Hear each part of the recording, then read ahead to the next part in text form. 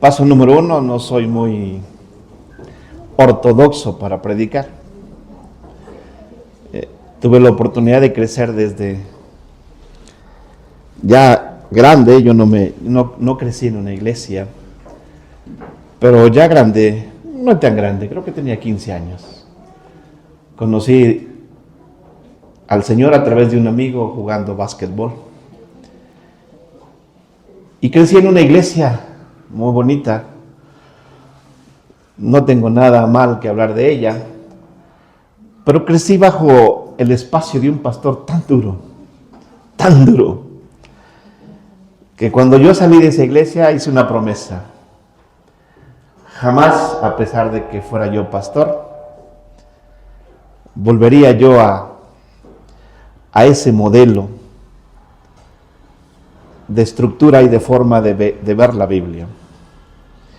Con el tiempo, las escuelas, la vida te va enseñando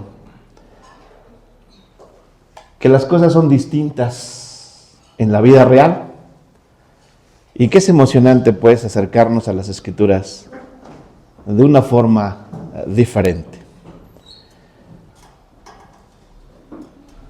Lo que hoy voy a tratar de comentar es algo muy difícil, algo común también en nuestras vidas, pero es algo que a veces no tomamos desde un púlpito. No sé si vieron el título del sermón o aparece por ahí.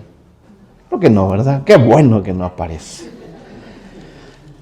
Y bueno, dirían mis alumnos, si usted me ve en la calle, en la escuela, en la universidad, siempre soy muy tímido. Hola. Siempre, ya cuando subo acá me transformo. Vamos a empezar. Pobre de aquel que se duerma. Le vamos a preguntar.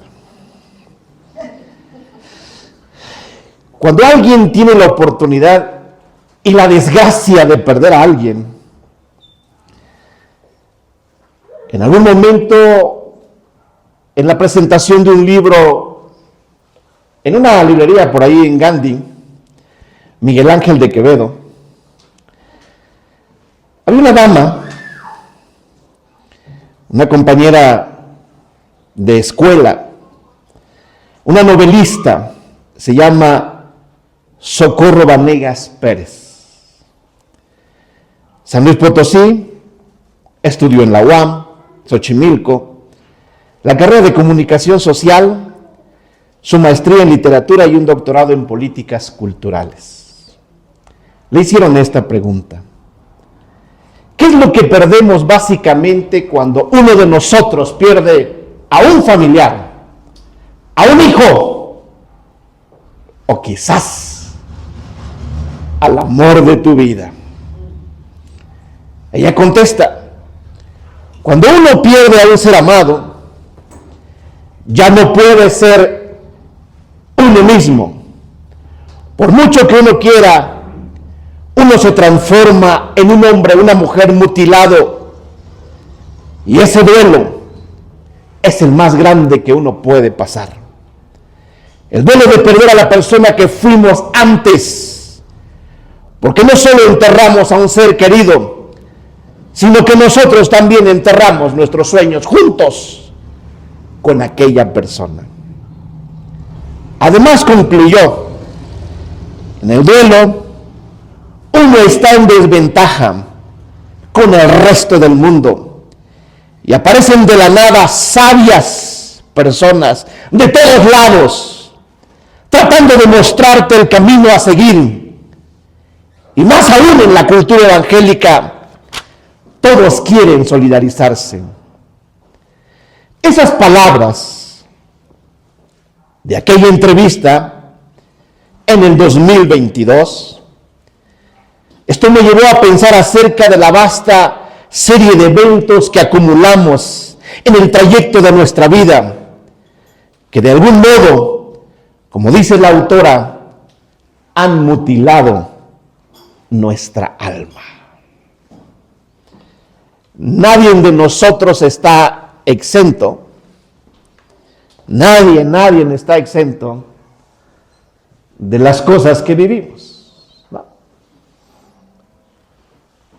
Hay quien tiene la bendición de haber nacido bien en cuna de oro, terminó la carrera, le va re bien, gana bien, se casó un niño, una niña, ¿no? El modelo perfecto de familia, y bueno, y pocas veces ha experimentado dolor. Pero vemos seres humanos, como todos, que no vivimos una vida perfecta de telenovela, sino que vivimos una vida común y corriente, como todos los demás. Hay pérdidas, hermanos, devastadoras. La pérdida de un esposo, la pérdida de un hijo, una discapacidad, un divorcio, una violación, una infertilidad, un suicidio, o alguien que amamos y nos traiciona. Todas ellas se acumulan en nuestra vida como rocas pesadas que nos oprimen y no nos dejan respirar y nos asfixian y que nos quitan lentamente el oxígeno. Cuando nos mudamos de casa, cuando nuestros hijos abandonan el hogar, son pérdidas quizás insignificantes, pero duelen. Otras son más difíciles de clasificar porque están ocultas.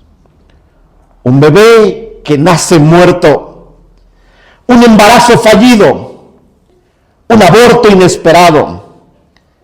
Y la cuestión no es calcular si esa pérdida es gradual o súbita, si es una tragedia o no, si es algo que esperábamos o no, si transita de lo público a lo privado. La pérdida es la norma de la vida. Perder cosas o perder gente es la regla, no es la excepción.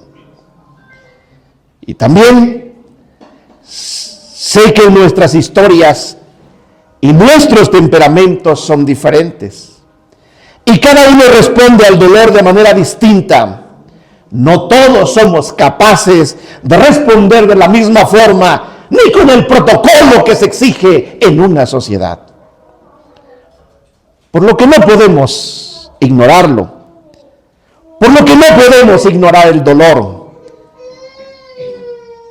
El nuestro, ni el ajeno. En nuestras iglesias minimizamos las pérdidas. Y eso nos lleva a una sensación de ser personas superfluas. A una profunda falta de compasión. A una profunda falta de empatía. Esto indica que nuestras iglesias a veces mostrar un carácter de ser débil o mostrar un carácter frágil es sinónimo de poca fe. Bueno, tendríamos que preguntarle a la Biblia si eso es cierto. Es decir, nuestra cultura cristiana minimiza las pérdidas. Como nuestra capacidad para la empatía con el dolor está casi perdida, nos cuesta entender que alguien está sufriendo mucho tiempo porque todavía está atravesando el duelo y el dolor. Y cuando nuestra vida experimenta una pérdida, algunos nos enojamos con Dios.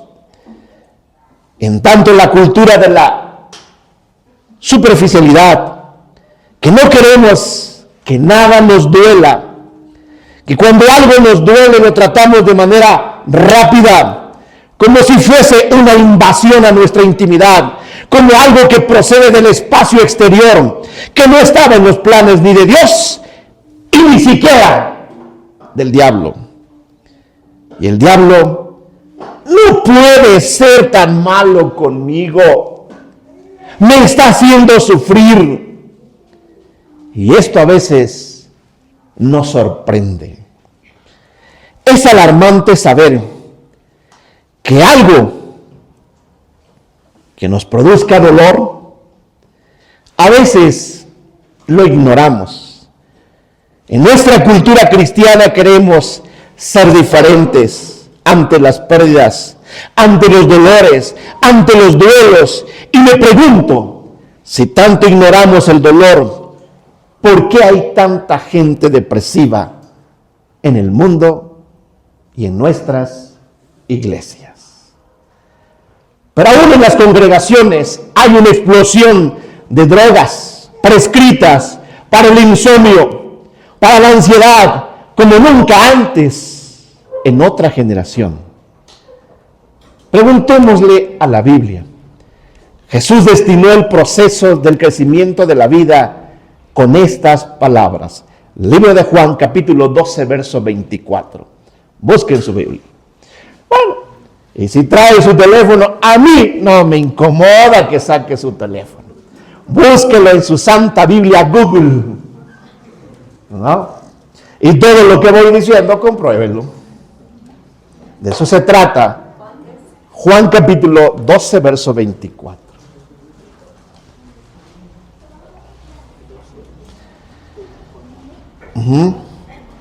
Jesús destinó, hermanos, el proceso del crecimiento de la vida con estas palabras. Y lo dijo de manera literal, como siempre Jesús hablaba de manera que no quedaran dudas. Juan capítulo 12, verso 24. El contexto, un griego va en busca de Jesús y le pregunta algunas cosas.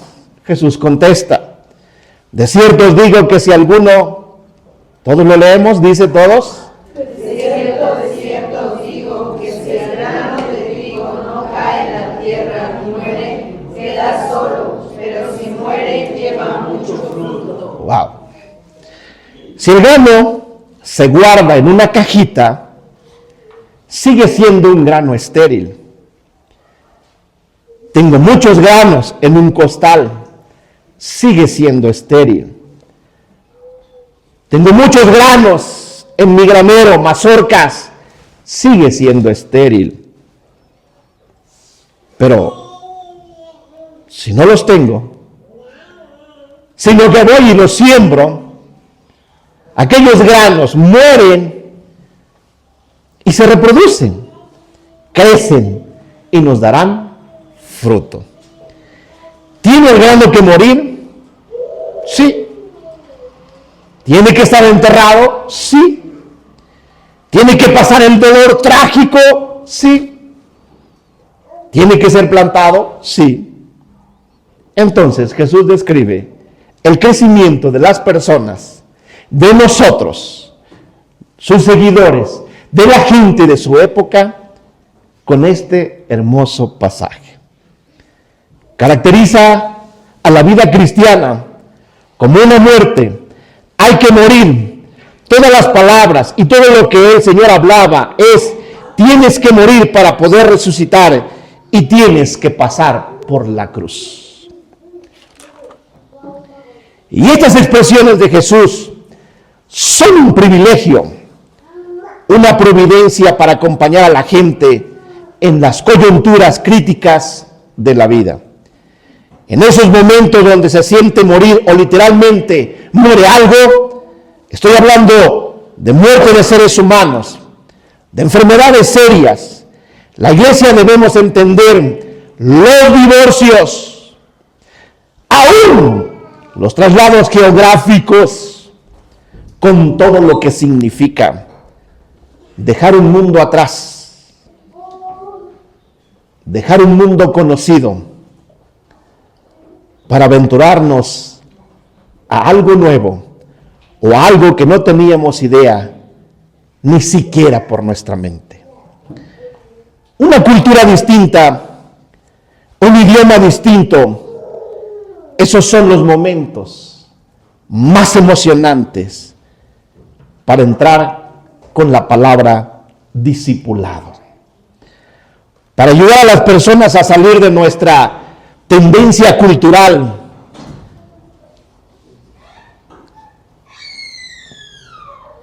que suele adormecer el dolor, que suele ignorar el dolor, tenemos la oportunidad única de abrazar a esa gente, de decirle qué estás pasando, de decirle estás en el sitio correcto, de decirle no hay mejor lugar que la casa de Dios, porque es un lugar donde entendemos a los demás. Pero tristemente, durante años, y esto es una autocrítica, hemos visto a personas que han sufrido abuso en el pasado y nunca les hemos permitido transformar su dolor. Les decimos, recuerda el pasado. No, olvida el pasado. No vayas atrás. Porque en aquella época no conocías a Cristo y hoy conoces de Dios. Y a veces no permitimos que exista esa transición. Celebramos el Día de las Madres y a veces nos olvidamos de ser sensibles o empáticos con las parejas estériles, con las mujeres solteras, para las cuales el Día de la Madre es el día más difícil del año, porque sus sueños de concebir se alejan más y más.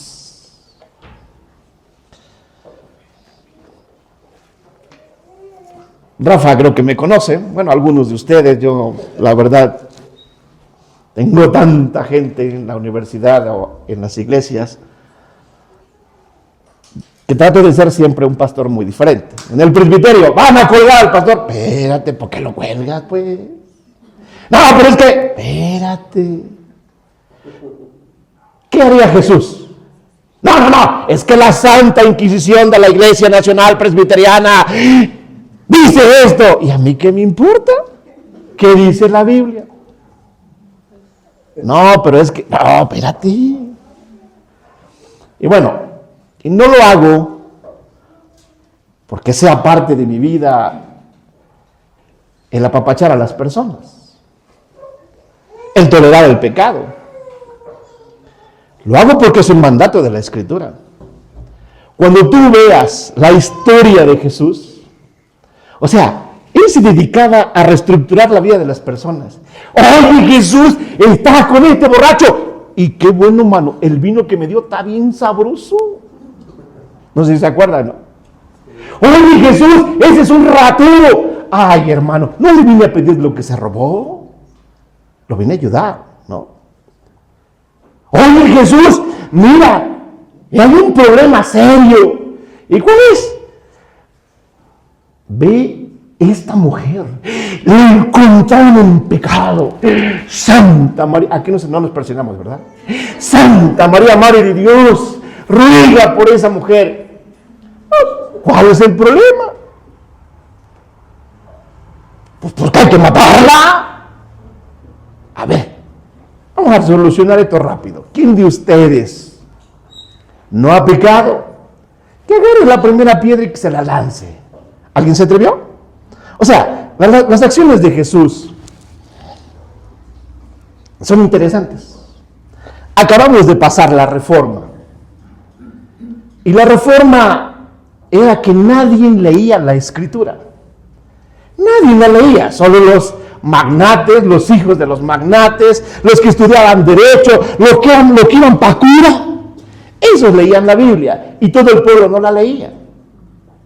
Y la Reforma lo que hizo fue extraer esos libros, llamado Biblia, las tradujo al idioma normal, al alemán, al español, etcétera, etcétera. Por eso tienes una Biblia que se llama Reina Valera, 1569-1602, ¿no? Porque la hizo en español. Y que vosotros, ¿cómo vosotros? O sea, ¿qué onda, hermano? ¿Cómo está? Así funciona nuestro lenguaje. Pero vosotros, es un lenguaje español. No.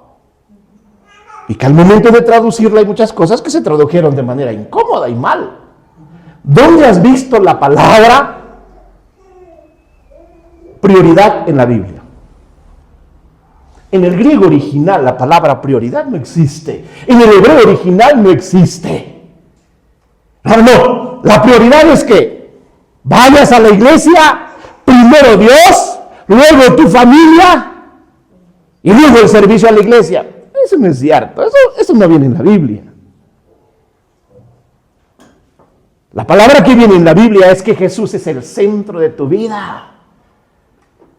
Y al ser el centro de tu vida, la iglesia es parte, tu familia es parte, el servicio a Dios es parte. Pero aquí no se miden prioridades. La gente pierde un hijo y nosotros le exhortamos, rápido, vuelve a tu vida normal. Y todavía le recitamos Filipenses 4:4. ¿No? Regocíjate en el Señor. O sea, me acaban de poner el cuerno. O sea, me atoro cuando voy pasando en una puerta. ¿No? Pero ¿cómo me voy a regocijar en el Señor cuando los tengo bien grandote? Ya ni siquiera de todos son de Jack. Porque al final de cuentas, ¿qué hacemos con alguien que vive ese tipo de estructuras? ¿No? ¿Qué hacemos con ellos? Hizo tan malas cosas que el marido se la cuernió. O sea, ¿qué te importa? O sea, tú no sabes la vida de fondo de ellos. Entonces, era yo pastor en Xonacatlán, me acuerdo muy bien, y me llevaron tantos casos y todo se arregla con alcohol. Que siempre yo decía, ¿no? Estaba el consistorio, llevaban casos, yo le decía, bueno, ¿y cuál es el problema? Pues se la robó. ¿Y cuál es el problema?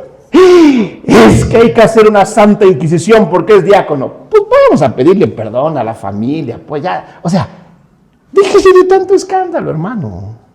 No, pero es que la Santa Iglesia, espérate. O sea, eso del protocolo de que hay que casar, o sea, eso es después de Benito Juárez. Uno ama a una dama, a un caballero. Así de sencillo. Y punto. Antes no había registro civil. Estábamos todos casaditos. Ahora tenemos registro civil y estamos divorciados.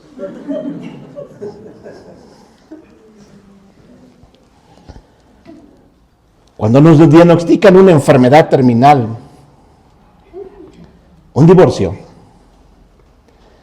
la muerte de un hijo, la muerte de un padre o de un cónyuge, todavía sacamos Romanos 8:28 que dice, y sabemos que los que aman a Dios, todas las cosas le ayudan a bien. O sea, acaba de perder su esposo. No es fácil. Acaba de perder el sustento de sus hijos. Acaba de partir el hombre que traía el dinero a casa. O sea, todas las cosas ayudan a bien. Todo da. Gracias, Dios. Dejémosle pasar el proceso de luto. Que pase, como dice el libro de los Salmos, que pase por el valle de sombras, por la pérdida de sus sueños, la que todos debemos que atravesar en algún momento de nuestra vida. Lo que sí dice la Escritura es que no debemos de quedarnos ahí de por vida. Eventualmente tenemos que atravesar por el valle del dolor. Un joven comienza a explorar su pasado. Lo hace de manera arqueológica a su niñez. Y se da cuenta que enfrenta un abandono que sufrió cuando era niño. Y nosotros le decimos, no lo mires, ahora ya eres adulto. Mira para adelante, pero es necesario que él vaya y sane, porque de lo contrario no avanzará. No entenderé por qué buscas en el pasado, ¿Por qué tiene miedo a estar solo? ¿Por qué necesita muchas caricias en sus relaciones? Lee la Biblia y todo se arregla, hermano. Y eso no es posible. Las generaciones actuales ya no viven esto. Pero los que crecimos, los que tenemos 50 años, no, 40 años para arriba, vivimos a papás re duros. ¿No?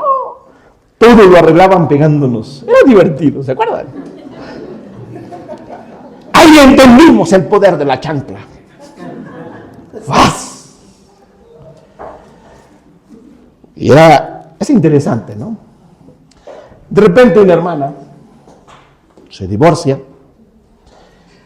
tiene una segunda pareja, no le dice a la iglesia porque todo el mundo la está criticando, pero ella ya en su trabajo, etcétera, tiene una segunda pareja, le va mal, tiene una tercera pareja, le va mal, tiene una cuarta pareja, le va mal. Y todos decimos, ¡ay, Dios mío! Dios la ampare, trabaje en San Pablo. ¡Es una hija de Dios! ¿No? Cuando tú buscas en su pasado,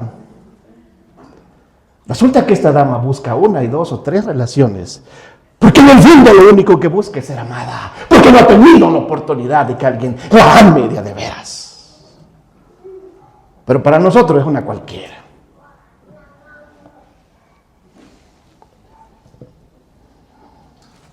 Cuando crecemos de niños con una exagerada disciplina y con una carencia, antes nos servían un plato de comida y no tenía carne.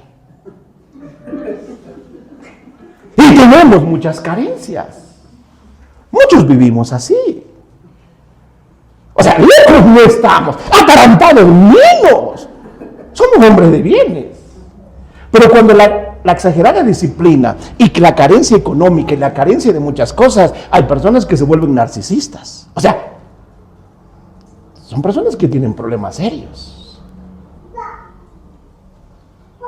Oh. Un narcisista es aquel que pone un chorro de máscaras. No, pues fíjate, o sea, no, yo vivo en las lomas. Claro, en las lomas de lo más tronado de la vida, pues. Pero es divertido, ¿no? A veces es interesante indagar en nuestras vidas y no simplemente decir, soy cristiano y lo pasado, pasado. Espérate, no estamos con el hermano José.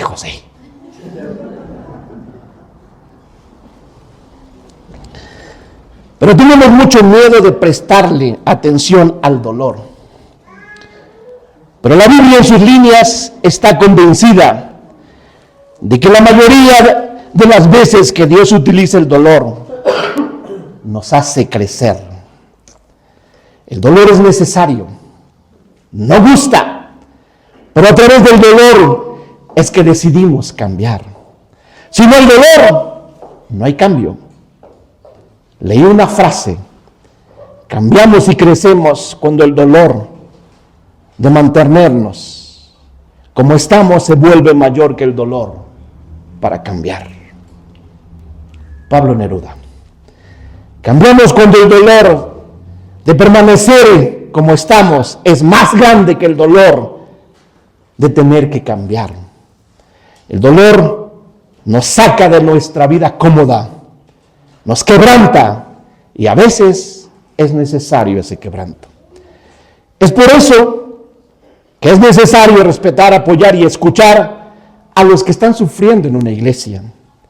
La iglesia debe de reaccionar con respeto. No tenemos que saber psicología, psiquiatría. Debemos acompañar a los que están pasando luto, a los que sufren. Es decir, el adaptarse a su nueva vida es difícil. Una silla vacía, una cuna sin bebé,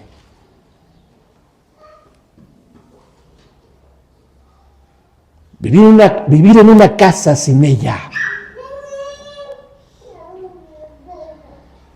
o la pérdida de un empleo,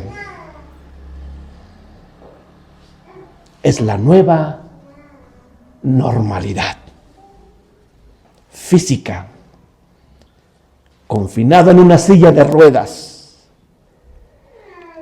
a un cambio de posición cómoda, financiera, es algo que causa dolor. Esto es una nueva normalidad. No podemos decir cambia y ya. Por cierto, cuando tengan la oportunidad de leer un texto que se llama Duelo, por cierto, de Sigmund Freud, dice que el dolor tiene 5 etapas. Primero, la negación. Segundo, el enojo. Tercero, la negociación. Cuarto, la depresión. Y quinto, la aceptación. Algunos hijos de aquí pensamos y decimos, mi papá siempre está enojado, es un amargado. ¿Y cuál es el problema? Probablemente tu padre no terminó la carrera, probablemente tu padre trabaja en una fábrica, se parte el alma de todos los días y no le pagan lo suficiente para darte lo que tú necesitas, sin darte cuenta de que Él da toda su vida por ti.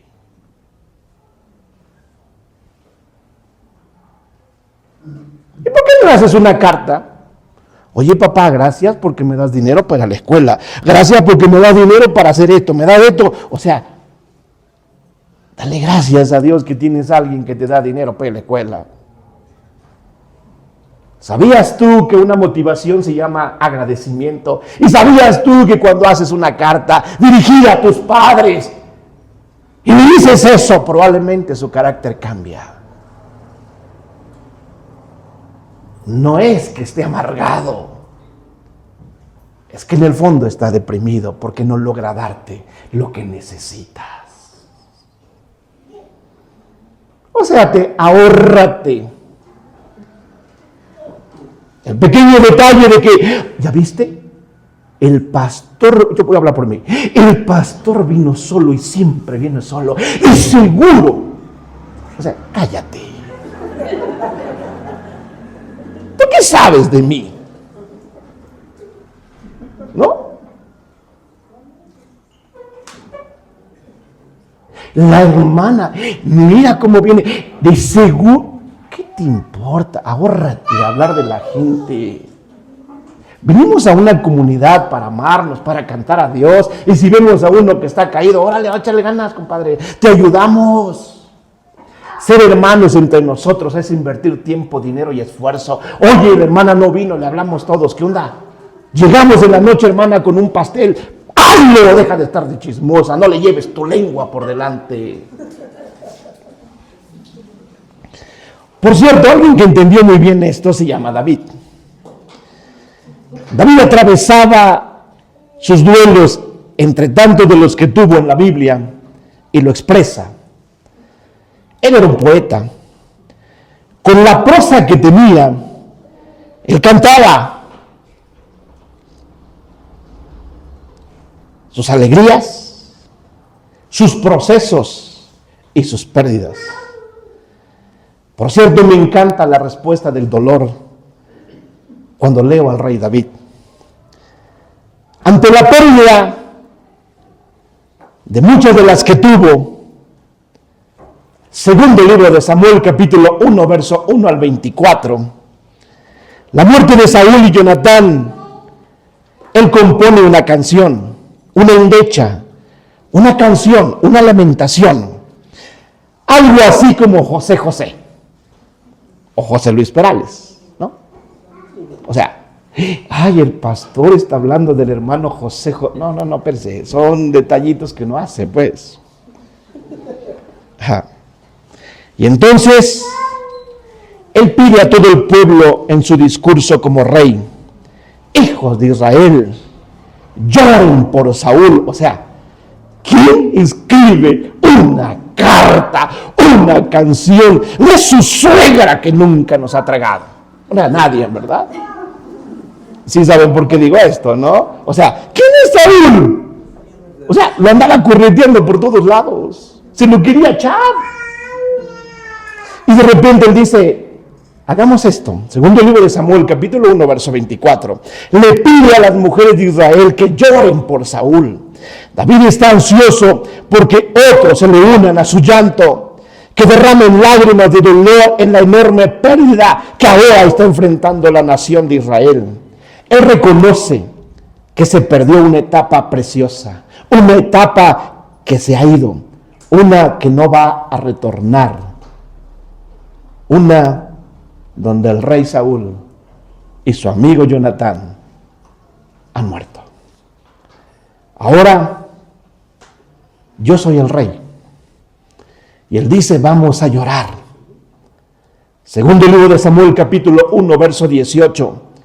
David también ordena, enseña en su endecha, o sea, en su escrito, que va dirigido al pueblo, y le dice, lloremos. Y dice, hijos. Velo en la Biblia, dice hijos. O sea, le está pidiendo que el llanto no solamente sea de las mujeres, sino que sea ahora de ¿quiénes? De los hombres. David, a pesar de ser un guerrero, era un tierno.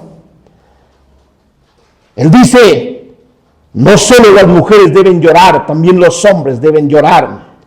Quiero que aprendan, que lo memoricen, que lo repitan. Yo me pregunto, ¿cuándo fue la última vez que contamos un lamento?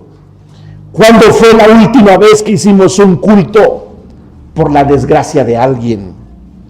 De hecho, ¿cuándo fue la última vez que le enseñaron la importancia de afligirse cuando otro está pasando una desgracia, una pérdida, o quizás, peor aún, ¿cuándo fue la última vez que integraste una desgracia a un culto de adoración?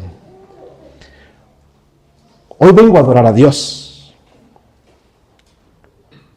Y si observas, David hizo muchos escritos, y entre ellos un salmo que lo leemos en todos los cultos. Obligó a la gente a incluir desgracias en los cultos. El problema es que no lees. Ese es un problema.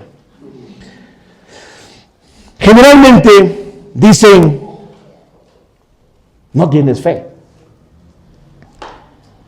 O sea, la moda de los años, por eso hay que buscar que las iglesias se vayan reformando. De los años 80 empezó un movimiento de que, ¿cómo estás? En victoria. O sea, acabo de perder el trabajo, pero estoy en victoria. Hermano, ¿cómo está? Bendecido. O sea, decir, estoy triste, me está pasando esto, es un acto de desgracia para la cultura evangélica. Y nos han enseñado a partir de los años 80 hasta los 2020, 22, que eso es moda. Y la Biblia no habla de eso. David obliga a la gente a prestarles atención al dolor, porque quiere que ellos expresen su dolor. Insisto, David entiende lo indispensable que es el dolor para la madurez espiritual. David entiende que cuando dedicamos tiempo a lamentar nuestras pérdidas ante el Señor, las cosas cambian. David sabe lo importante que es para la gente mantenerse conectada con la realidad y no huir del dolor. No podemos huir del dolor. Te voy a decir algo. Supongo que ya lo sabes. El libro de los Salmos es el libro más grande que tenemos en la Biblia. Cuando lees ¿cómo se llama este cuate que hizo una novela que habla que los cristianos, que María Magdalena se metió con Jesús? No me acuerdo cómo se llama. Dan Brown, ese, ¿no? ¿Cómo se llama el libro? Oh, vamos bien, vamos bien. Muy bien. Él habla que uno de los libros más grandes es el libro de los Salmos. Él dice que, curiosamente, la mitad de la Biblia es el libro de los Salmos. Él dice que, bueno, ya no está. Los salmos incluyen adoración, incluyen acción de gracias, incluyen salmos de sabiduría, incluyen salmos de arrepentimiento, salmos que expresan dudas. Pero la mayoría de los salmos está lejos de ser alegres. Usted porque se la pasa cantando el 145 y el 150, ¿no? Pero cuando lo lea todos, se va a topar que el 82% de los salmos son desgracias. Son desgracias. Por eso son nuestros libros preferidos. Cuando estamos pasando una circunstancia difícil. Los salmos son como los boleros de José José. Son como los boleros de José Luis Perales. Y hasta el Puma, si lo quieres meter. David escribió salmos según la tradición, prestando atención a la realidad. A esta que a veces se pone dura. A la vida que apenas nacemos cuando ya es difícil. Y a veces es brutal y nos deja en la lona. Los salmos advierten cuando las circunstancias parecieran que nos hacen creer que Dios ni siquiera es bueno y nos ha abandonado. Esas situaciones que dicen, no me digas que Dios me está amando cuando yo ni siquiera lo siento. Salmos como el 43, 1 al 2, hablan de consuelo. Como el 77, habla de misericordia. El 8, habla de confianza. El 42, habla de lágrimas. El 86, habla de echarle la culpa a Dios. Ahí están estos escritos, son crónicas desencadenadas, y muchos de nosotros hemos adoptado la costumbre de negar el dolor y de negar la aflicción.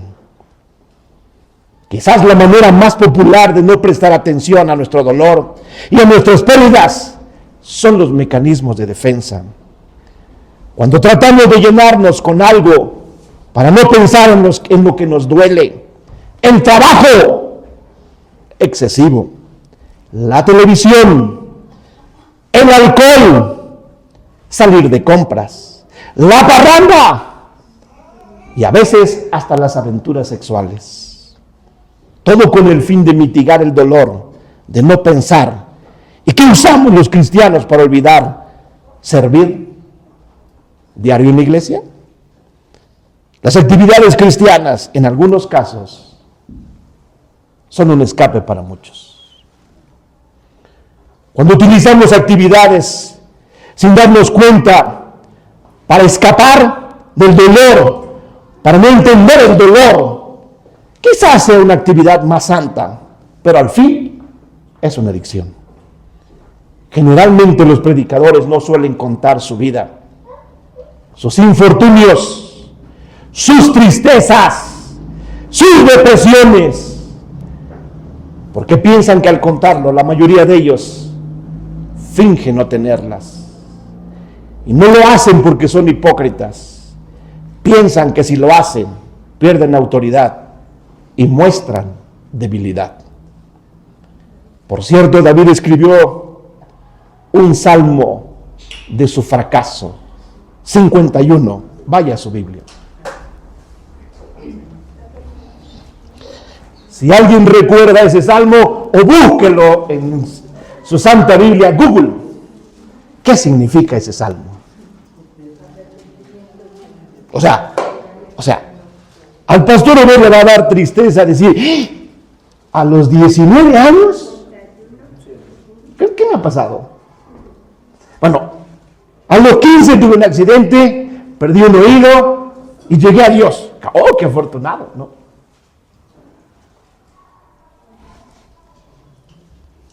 A los 26 me casé. ¡Oh, qué afortunado!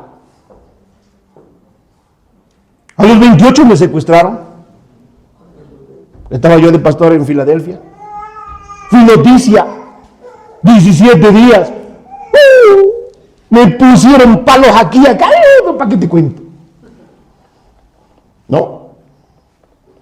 ¿Qué más? A los 32 me dio cáncer.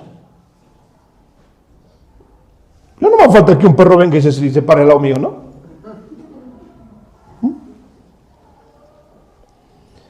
Generalmente los predicadores no contamos nuestras vidas, nuestras tristezas, ni mucho menos nuestras depresiones. Son signo de debilidad. Vea la Biblia. Dime de qué se trata ese salmo. Y fíjate quién lo escribe. El rey David. O sea, ¿y qué está diciendo? Chanfle, me equivoqué. Estaba la hermana Betsabé bien guapa. Y mandé a matar a su marido, el desgraciado ese, para quedarme con la hermana. ¿O me equivoco? ¿Qué dice el salmo?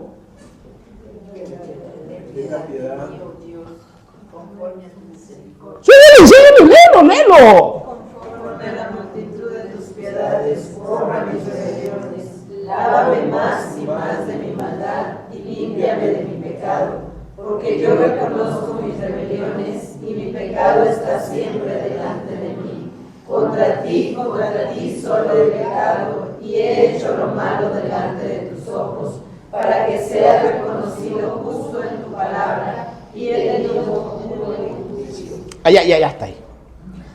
El 51 es un salmo que escribe David después de haber pecado con Betsabé. ¿Se arrepintió? El título por ahí dice hasta desgracia, arrepentimiento. Y se lee en los cultos. Y se lee en los cultos. Otra vez. Y se lee en los cultos. O sea, el pecado de un hombre que se arrastró a una mujer. Es que porque tampoco era tan santita, ¿verdad? Ay, sí, mi rey, vámonos, mi rey. Vámonos, por favor. ¿Me explico?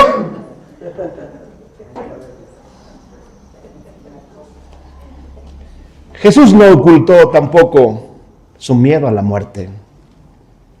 Ten piedad de mí, oh Dios.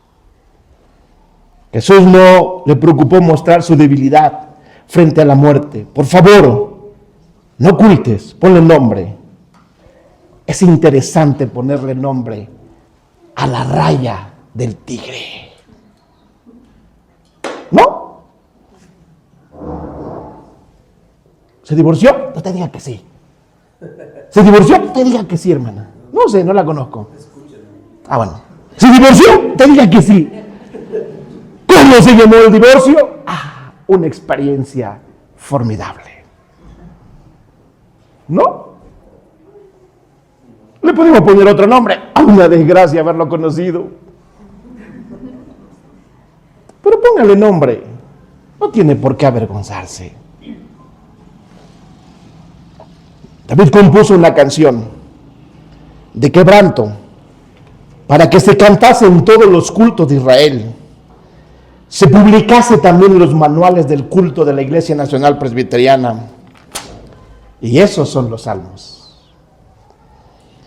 Pablo escribió a las iglesias: estoy pasando por una crisis.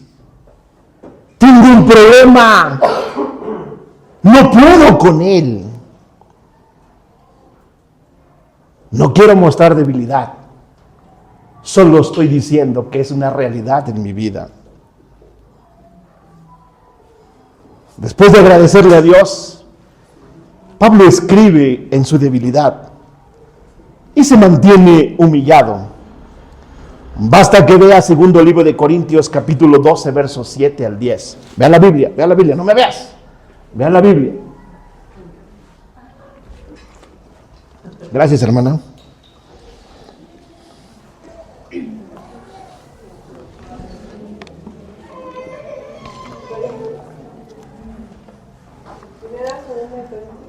Segundo, hermana. 12, 7 al 12. ¿Qué dice? 12, 7 al 12. Dice: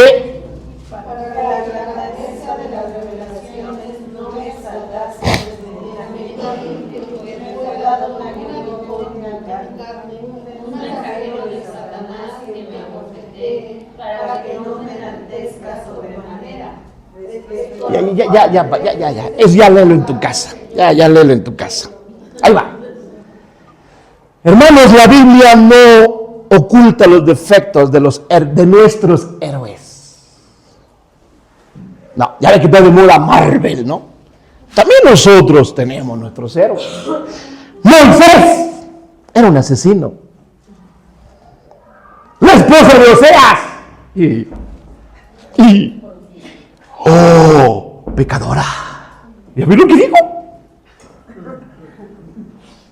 ¿Quién era la mujer de Oseas? ¿Ha leído la Biblia, hermano? ¿Dónde trabajaba? En San Pablo, ¿no? ¿No? No trabajaba en San Pablo, ni en Sullivan, ni tampoco en Tlalpan. ¿Eh? ¿Dónde trabajaba la esposa de Oseas?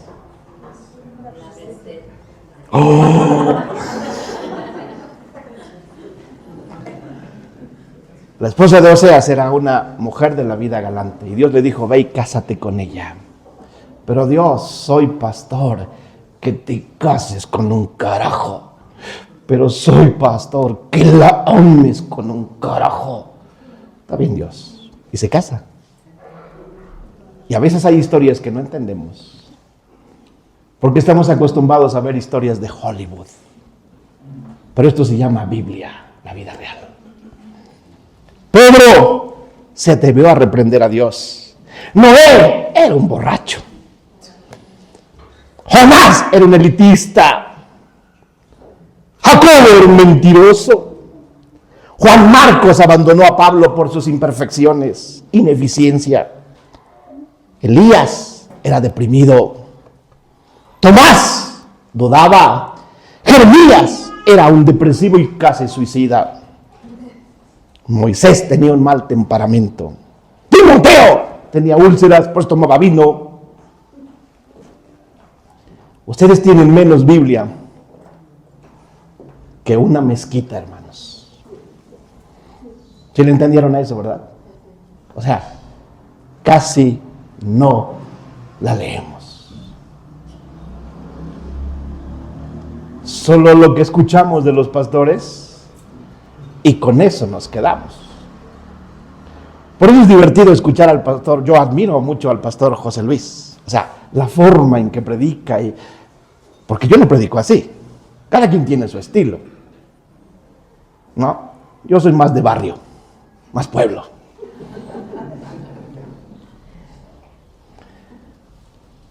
Pero a veces tenemos que acostumbrarnos a leer la Biblia con los ojos de la realidad. Entonces el secreto de las historias bíblicas es que no ocultaban el dolor, no ocultaban quiénes eran. Los antiguos hebreos expresaban físicamente sus lamentos, rasgaban sus vestiduras, pasaban por cilicio, cenizas, se caían. Jeremías escribe todo un libro de la Biblia llamada Lamentaciones. Es un libro para cortarse las venas con una galleta María. Por cierto, Lamentaciones no es una metáfora. Son como tal lamentos. Léelos. Imagina a Jesús según el libro de Isaías, capítulo 5, verso 33. Ve a tu Biblia. Isaías 5:33 dice: así describió Isaías al futuro Mesías.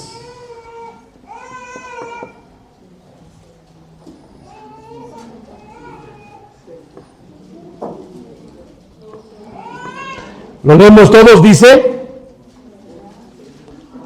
Todos dice. Isaías 5:33, ¿no? ¿Me equivoqué? 53:3, entonces. Le puse los dos puntitos mal. Estaba yo dormido haciendo el sermón. Dice: dolores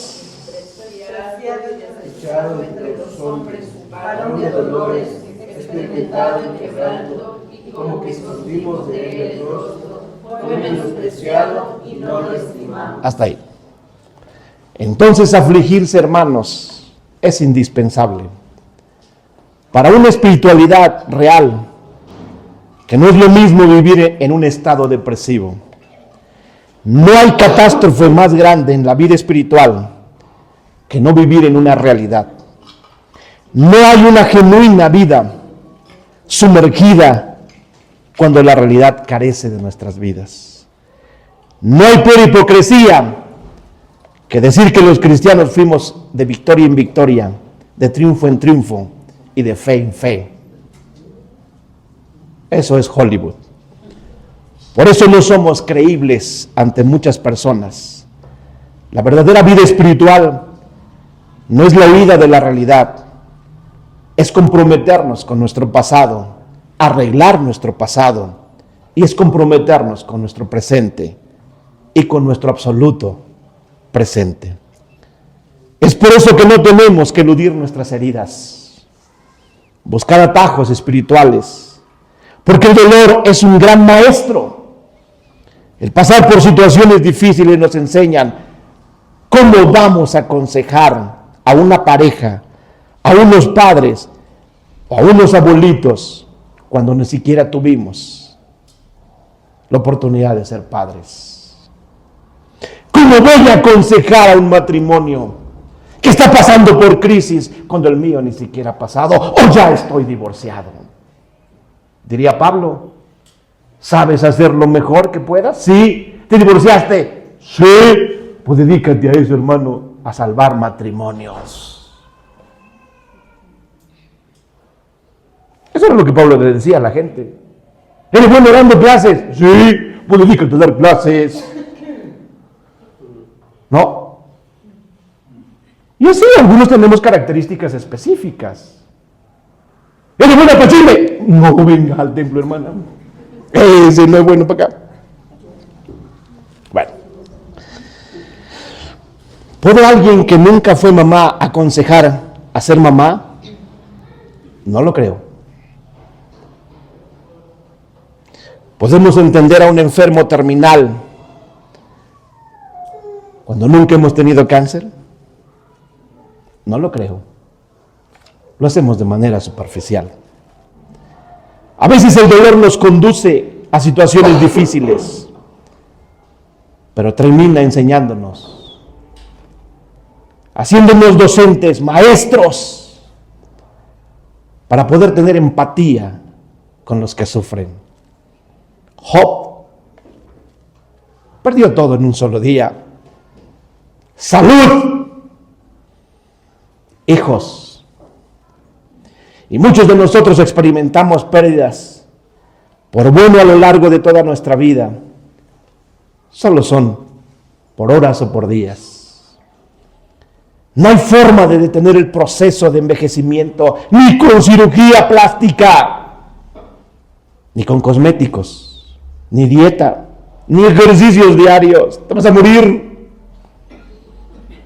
La ley de la entropía dice que no se detiene. Job, ¿quién era Job? ¿Cómo se llama el que hace carros eléctricos? ¿Elon qué? Ese señor, Jeff Bezos, ese era Job. Bill Gates. La Biblia dice que tenía 7,000 ovejas, 3,000 camellos, 500 yuntas, empleados al por mayor. O sea, si viviera en tiempos actuales, Job tuviera Rolls Royce, Ferraris, Bugattis, Lexus, Tensa. O sea, un Tensa sería para ir al mercado. Era un hombre apartado del mal, dice la Biblia. Y de repente, allá en las nubes, en el cielo, hubo una controversia, hubo una batalla cósmica. Nunca la entendemos. Si usted lee Job, o sea, Job era bueno, era una persona súper respetuosa de Dios. Pero allá arriba, en una batalla cósmica, o sea, todo se vino para abajo. Y de repente Job perdió a su esposa, a sus 10 hijos, su riqueza, tuvo úlceras en sus patitas, la fiebre le llegó, sufrió de manera solitaria. Pero algo que puedo rescatar de Job es que nunca maldijo a Dios. A pesar de tus desgracias, hermanos, nunca maldigas a Dios. No. Su marido, que ya le puso el cuerno: maldito el día en que te conocí. No. Que Dios tenga misericordia de ti. Y Job se mantiene íntegro. No maldijo a Dios. Su compañera de vida le dice: muérete. Lo han leído, ¿verdad? Y dice: yo sé que mi Redentor vive. Pensemos en todo lo que pasó a nuestra vida. ¿No es Dios? Claro que es Dios. Lo mejor que puede mantener a un hombre y una mujer en los pies en la tierra son sus dolores y sus desgracias.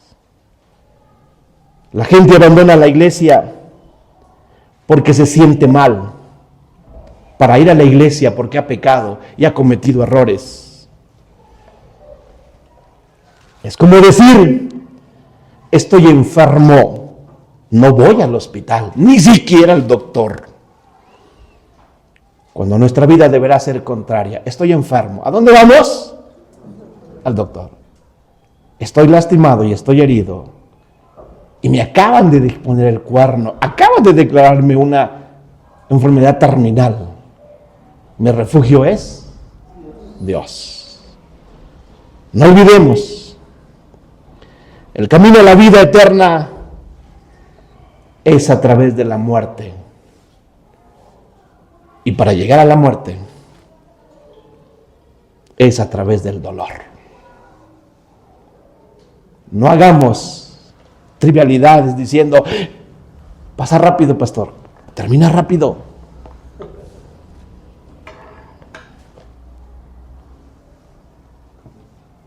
Es tiempo de que valoremos a los que sufren, porque el dolor hace que las vidas de las personas cambien. Nos ponemos de pie y oramos a Dios.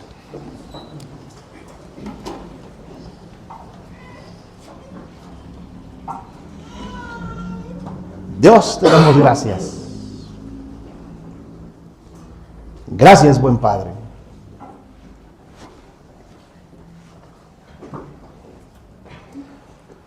Porque nos permites orar, Padre. Hoy te decimos, Dios, gracias. Porque en mi vida he vivido tantas tragedias.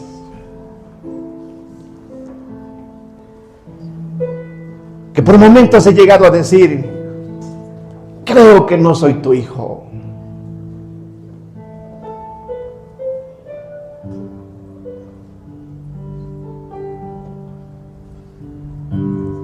Pero hoy quiero reconciliarme con usted.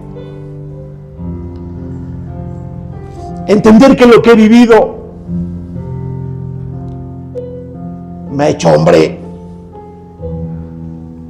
Me ha hecho una gran mujer. Dios, gracias.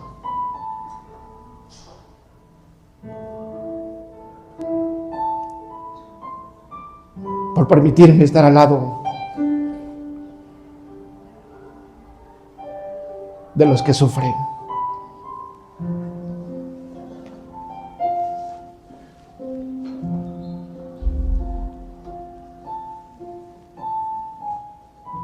Gracias, Dios.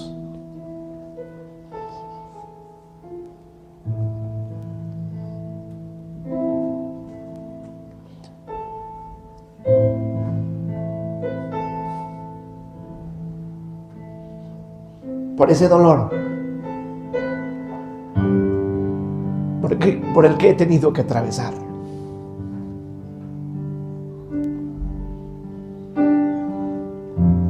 Por años lo he ocultado.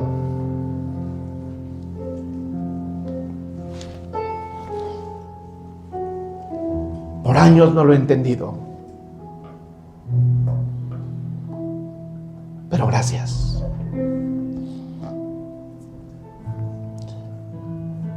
¿Qué puedo aprender el día de hoy? A entender a los que sufren, a no minimizar el dolor, pero mucho más, saber que es parte de la vida y del paquete que usted nos dio. Gracias por el hermano o hermana con la que convivo. No me gusta su carácter, mucho menos la vida que lleva, pero es mi hermana. Y debo de aprender a amarlo. Gracias, Dios.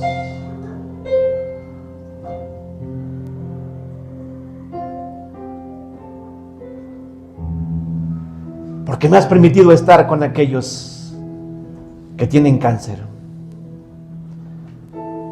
que han perdido a un hijo, a un esposo, a una esposa. Eso nos hace ser una comunidad de fe. Eso nos hace ser una comunidad de entrega. Gracias, Dios. En el nombre de Jesucristo. Gracias.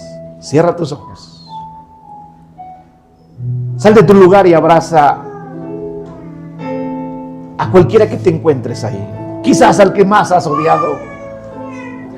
Quizás al que más lejos de tu corazón está.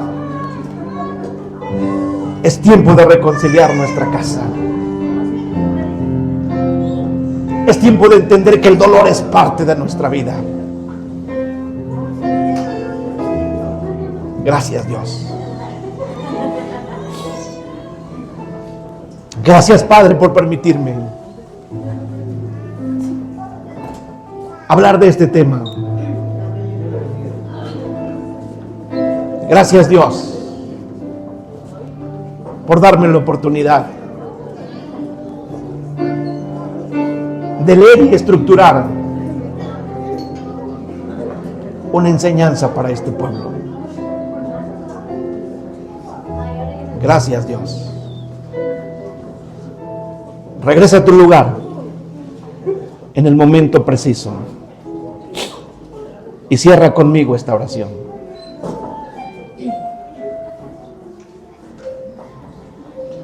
Todos decimos: Señor, gracias por la comunidad, por los hermanos con los que me permitiste convivir. Ayúdame a amarlos, ayúdame a perdonarlos y ayúdame a quererlos como mis hermanos. En el nombre de Jesús. Amén.